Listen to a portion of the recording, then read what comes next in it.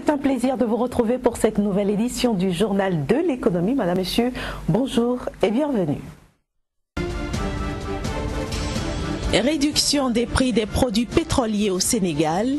La mesure est saluée par les syndicats des transporteurs.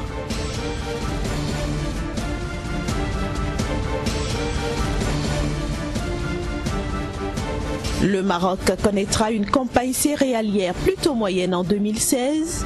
C'est une conséquence de la rareté des pluies dans le pays.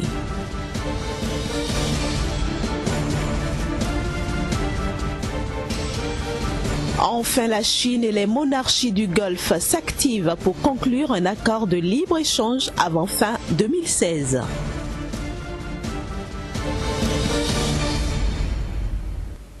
C'était là le sommaire de ce numéro du Journal de l'économie. Mais avant le développement, rendons-nous tout d'abord en Côte d'Ivoire. La Côte d'Ivoire où Petrosi, qui est une grosse firme pétrolière et gazière ivoirienne, est l'un des fleurons de l'économie ivoirienne, bat de l'aile. Après le changement opéré au sein des membres de la direction générale, eh bien, on assiste à une grande vague de licenciements dans cette entreprise.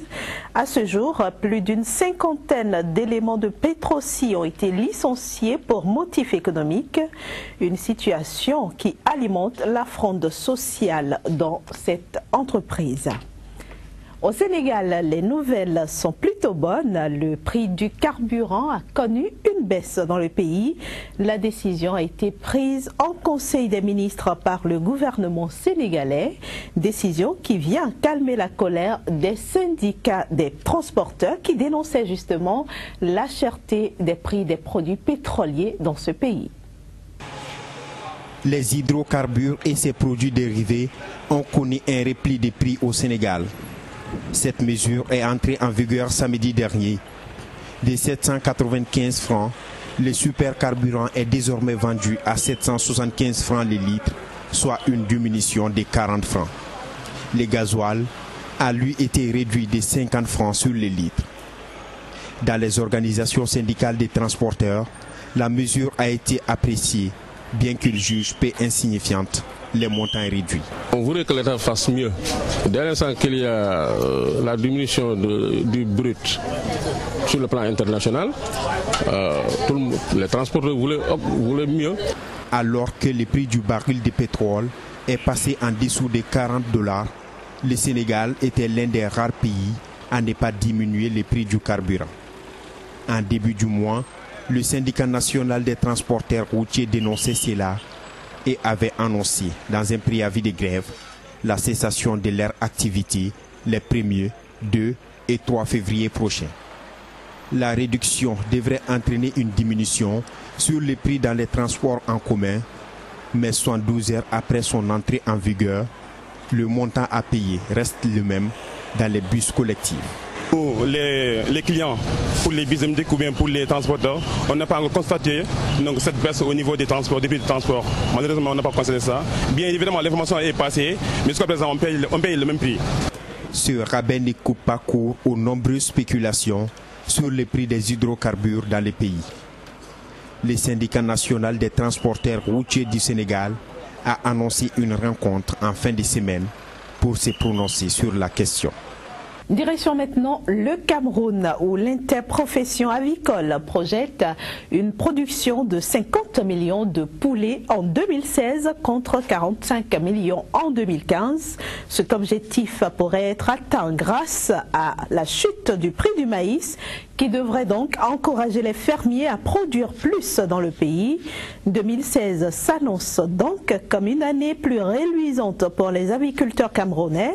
Précisons qu'au thème de l'année 2015, l'interprofession avicole a enregistré des pertes colossales du fait notamment de l'importation frauduleuse de poulets congelés sur le marché camerounais. Nous restons au Cameroun cette fois-ci pour nous intéresser aux smartphones et Android qui connaissent un regain d'engouement dans le pays avec notamment l'arrivée des technologies 3G et 4G. Constat sur place avec notre correspondant Narcisse Ouma. La rue vers le téléphone nouvelle génération bat son plein au Cameroun. Le téléphone s'est beaucoup démocratisé au Cameroun ces 20 dernières années. Le nombre d'abonnés est passé de 20 000 personnes à plus de 15 millions actuellement. Ce chiffre pourrait doubler au cours des 5 prochaines années d'après des études fiables. Avec l'arrivée des nouvelles technologies de 3 à 4G au Cameroun, beaucoup de consommateurs de téléphones mobiles se sont conformés à la 4G en achetant des téléphones Android, des téléphones mobiles à plusieurs options qui deviennent des compagnons indispensables pour certaines tâches professionnelles et scolaires. Vous voyez, avec ce téléphone que vous avez là, c'est un Samsung Kazoom qui est en même temps caméra et qui filme directement. Vous voyez, dès que j'ai filmé, là, il est sorti. Dès que je fais les images, immédiatement, je les mets sur WhatsApp dans notre groupe Canal International et ça tombe directement chez l'un des monteurs qui immédiatement fait la capture ou acquisition des images. Et puis le papier est parti immédiatement. Je n'ai pas besoin d'être en studio. Pas un pas dans les marchés de la cité économique sans rencontrer une hôtesse vantant la marque d'un appareil. C'est de vendre le téléphone XTG avec une garantie de 13 mois, service après-vente. Une aubaine pour les commerçants qui font de bonnes affaires. Les prix de ces appareils de nouvelle génération ne sont pas les mêmes sur le marché. Ici chez moi, les téléphones commencent à partir de 50 000. C'est des téléphones d'origine. Par contre, si vous allez chez ceux qui font les copies, des téléphones chinois, plus précisément téléphones asiatiques appelés Choronko, et en a même pour 7 000, 8 000. C'est dire que la libéralisation intervenue dans le secteur des télécommunications il y a une vingtaine d'années a apporté une plus-value à l'économie nationale camerounaise. Au Maroc, où la campagne céréalière 2016 s'annonce plutôt moyenne dans ce pays.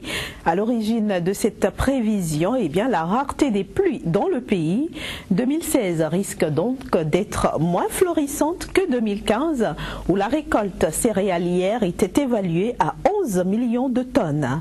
Ce qui a permis au Maroc, dont l'agriculture représente entre 15 et 20% du produit intérieur brut, d'enregistrer donc une croissance de 4,7% en 2015.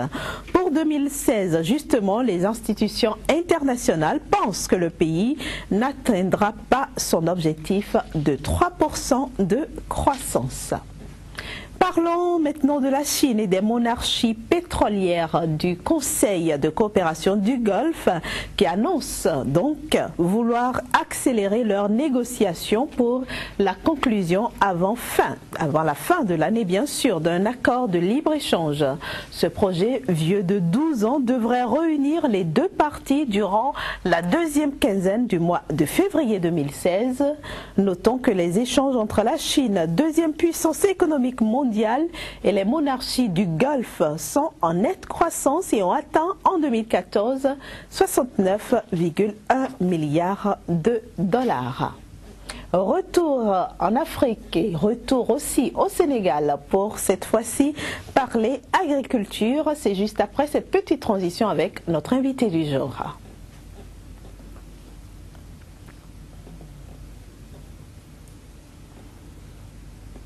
Notre invité Kazmi Kwedjo du quotidien L'Économiste qui paraît à Cotonou au Bénin et qu'on ne présente plus sur ce plateau. Bonjour Kazmir. Bonjour Inès. Ravi de vous retrouver ce matin.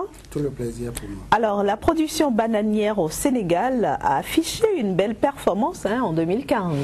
En tout cas, 90 000 environ producteurs se sont partagés la cagnotte de 6,5 milliards de francs CFA au cours de la campagne de commercialisation de ce produit qui a été lancé, qu'ils vous souviennent, en fin d'année 2015. Donc voilà un peu l'embellie qu'a connu la production de la banane, une filière parmi tant d'autres au Sénégal qui a bénéficié quand même de quelques soins étatiques et aussi de partenaires techniques et financiers qui accompagnent désormais la production, la modernisation des plantations au niveau du Sénégal.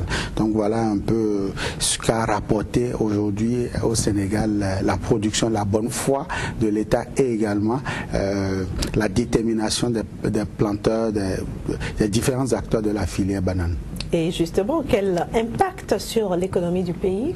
Alors, vous comprenez que lorsque vous avez environ 90 000 personnes qui bénéficient d'une bonne production, d'une bonne pluviométrie, c'est forcément derrière ces 90 000 là, c'est tout un peuple, c'est tout un pays qui jouit forcément des retombées de cette filière. Il faut dire que la filière est de plus en plus organisée autour d'un pôle de développement qui est forcément l'industrialisation aujourd'hui de ce produit-là, notamment le Sénégal compte aller vers la qualité, vers les normes qualité pour pouvoir d'ici à là exporter cette production vers les pays de l'Occident, vers l'Afrique et pourquoi pas peut-être vers le monde entier. Donc voilà un peu ce qu'on peut dire. Sur le plan économique, c'est déjà l'agriculture, la population à la base qui jouit des fruits de 6,5 milliards voilà, de francs CFA, c'est quand même bien pour des producteurs miséreux, pour des producteurs qui n'avaient pas par le passé